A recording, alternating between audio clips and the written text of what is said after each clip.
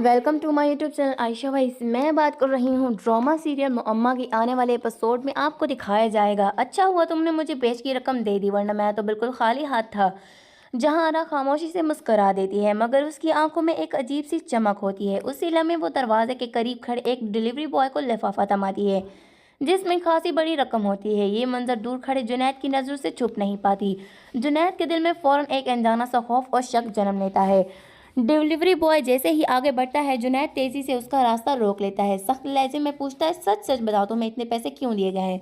Delivery boy घबरा जाता है, पसीना उसकी पेशानी पर उभर आता है। हिचकिचाते हुए कहता है, जहाना बेगम ने घर का शीशा तब्दील करवाने के लिए दिए हैं। ये सुनकर जुनैद के दिल की धड़कन तेज हो जाती है। वो बात को वहीं रोक देता है, मगर उसका दिमाग सवालों से भर जाता है। घर पहुंचते ही जुनैद आसिया से दो टूक सवाल करता है, बताओ जहां ने इतनी बड़ी रकम क्यों दी? आसिया का रंग फक हो जाता है। वो कांपती हुई आवाज में कहती है, मैं कुछ नहीं बता सकती, ये राज है। जुनैद नरमी दिखाते हुए कहते हैं, फिक्र ना करो, मैं जहाना से उस बात का जिक्र नहीं करूंगा। उसी लम्हे तंबी आगे बढ़ती है और जहर में बुझी बात कह देती है। जहां शुरू से लोगों के घरों को उजाड़ती आती है, किराएदारों के दरमियान नफरत, झगड़े, हत्या के तलाकें भी। अब उसकी नज़र तुम और माहिरा के रिश्ते पर है और वो कामयाब होती दिखाई दे रही है। ये सुनकर जुनैद को ऐसा लगता है जैसे ज़मीन उसके पाँव नीचे निकल गई है।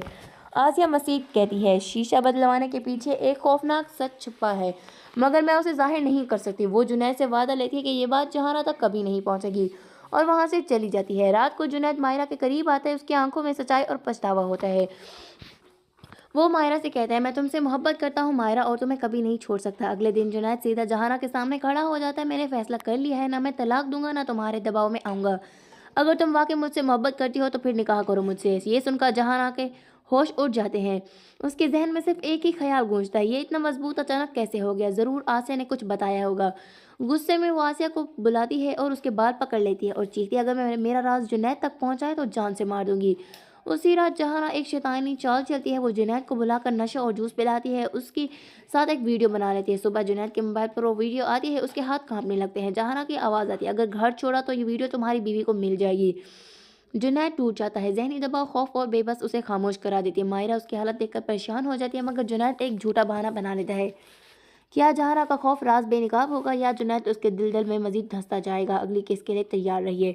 अगर आपको ये वीडियो अच्छी लगी तो लाइक करें और मेरे चैनल को सब्सक्राइब करना ना भूलिए।